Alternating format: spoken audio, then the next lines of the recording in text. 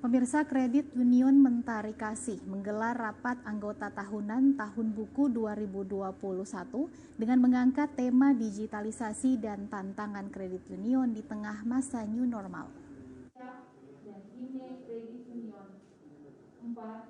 Kredit union adalah lembaga yang dimiliki oleh sekumpulan orang yang saling percaya dalam ikatan pemersatu yang bersepakat untuk menabungkan uang mereka sehingga menciptakan modal bersama guna dipinjamkan di antara sesama anggota dengan bunga yang layak untuk tujuan produktif dan kesejahteraan.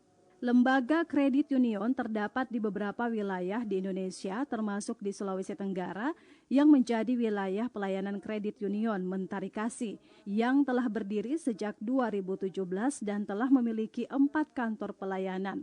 Kredit Union Mentari Kasih juga telah terjamin legalitasnya sebagai lembaga resmi, karena telah mengantongi nomor badan hukum, nomor pokok wajib pajak, dan nomor induk koperasi yang resmi.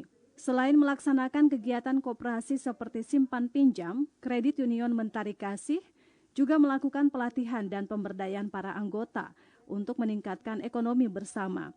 Sabtu kemarin, Kredit Union Mentari Kasih mengadakan rapat anggota tahunan tahun buku 2020.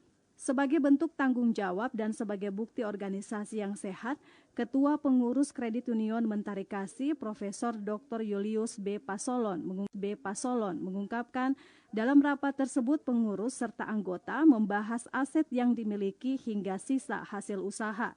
Tercatat aset dari Kredit Union Mentari Kasih sebesar 114 miliar rupiah, dengan sisa hasil usaha yang tercapai hanya sebesar 47%.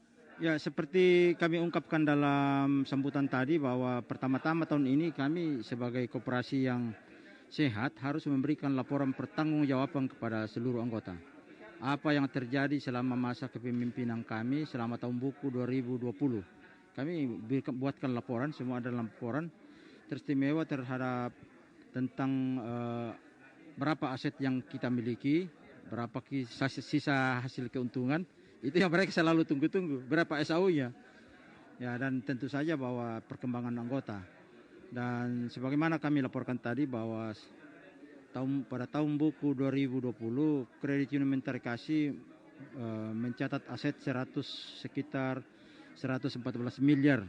Terjadi penambahan sekitar 10 miliar selama tahun buku 2020. Dengan SAU hanya tercapai 47%, tetapi karena ini situasi pandemik. Jujur saya katakan bahwa SAU yang kami capai ini sebenarnya sangat luar biasa dibanding dengan kalau kita lihat situasi yang sangat tidak mendukung ini selama masa pandemik. Ditemui dalam kesempatan yang sama, Kabid Perizinan dan Kelembagaan Dinas Koperasi dan UMKM Sultra, Adrian, mengungkapkan progres Kredit Union Mentari Kasih cukup baik.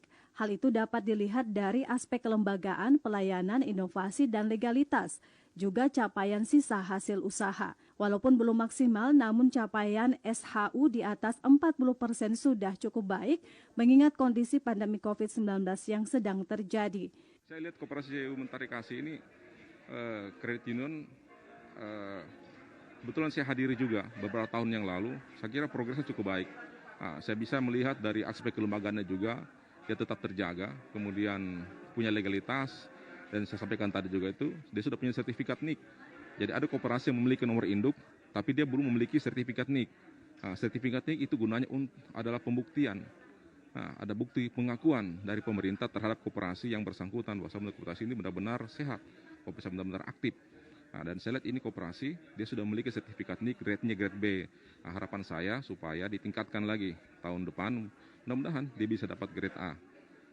Tergantung daripada pengurusnya bagaimana keaktifannya, utamanya dalam menyampaikan laporan hasil pelaksanaan RAT-nya. Itu selama 7 hari setelah pelaksanaan RAT harus disampaikan ke dinas. Begitu. Dan saya lihat aspek keuangannya juga, walaupun target tidak tercapai 100%, minimal pada posisi pandemi seperti ini dia bisa mencapai target SHU 40%, saya kira cukup lumayan. Apalagi saya lihat dengan dari strategi bisnis yang mereka kembangkan dengan